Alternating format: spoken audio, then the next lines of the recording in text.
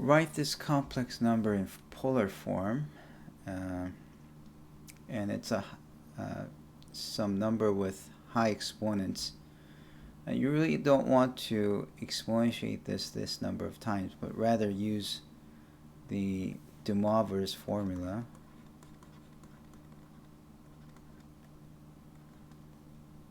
Or de Moivre's theorem, which says if you have r angle theta to the nth power, the r becomes nth powered, whereas theta becomes multiplied by n.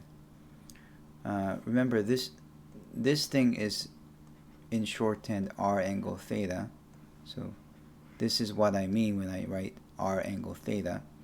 So this, if you write in this explicit form, it really is saying that r of cosine of theta plus I sine theta to the nth power is same thing as r to the nth power cosine of n theta plus I times sine n theta.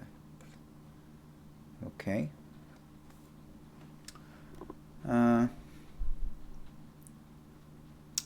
So that's called de Moivre's theorem. That's what we have to do, and therefore we should find the polar form of this.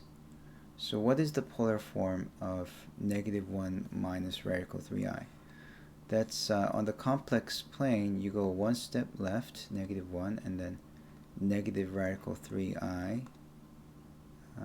It goes down. So this number, as you can see, is it's in the third quadrant, quadrant 3, and because you want the angles to be from 0 to 360,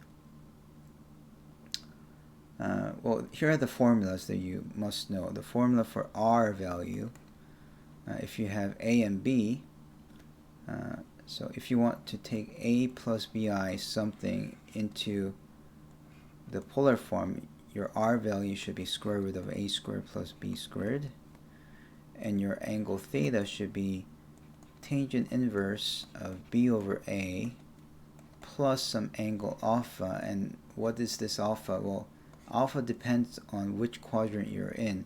If you're on the right side, you don't have to modify anything, but if it's on the left side, you have to add pi or subtract the pi.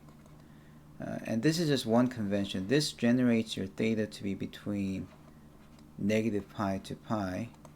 So that's one convention people use. But if you want your angle to be between 0 to 2 pi, there's another convention for alpha, which is it should be 0, pi, pi, and 2 pi. That also works. Okay. And if you do that, then your angle theta will be between 0 to 2 pi. Now I'm going to use this one, since we were given that. And so let's compute these separately. So what is square root of a squared? A is -1, and b is negative radical 3. Don't put I in there. Many people mistakenly put the I here and then get a totally wrong answer. This will be 1 plus 3, which is square root of 4, and then 2. 2 will be the r value. And then tan inverse of b over a. b is negative radical 3, and a would be -1. So that's what we need to put in there. And then plus, since it's a third quadrant, we have to add a pi. Okay.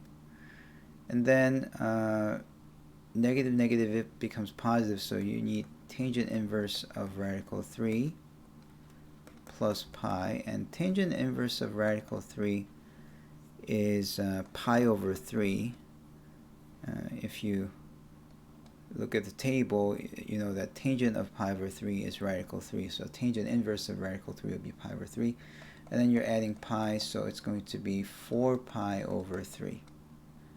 Okay, so this is really asking you to take the 10th power of r, not r, 2 angle 4 pi over 3 to the 10th power, which is 2 to the 10th power angle 10 times 4 pi over 3.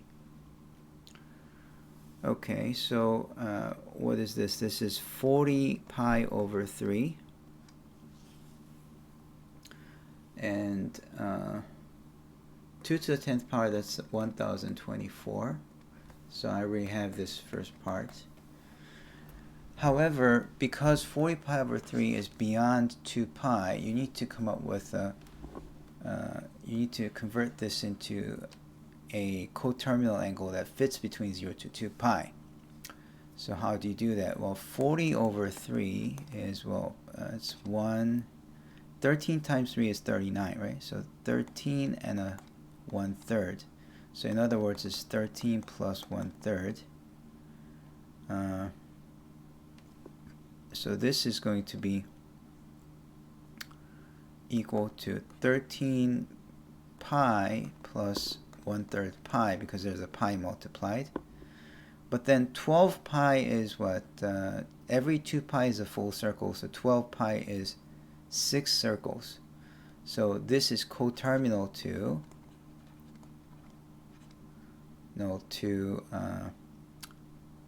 if you subtract 12 pi, that's just pi plus 1/3 pi. Oh, that's 4 pi over 3. So that's the answer. That's how you do this.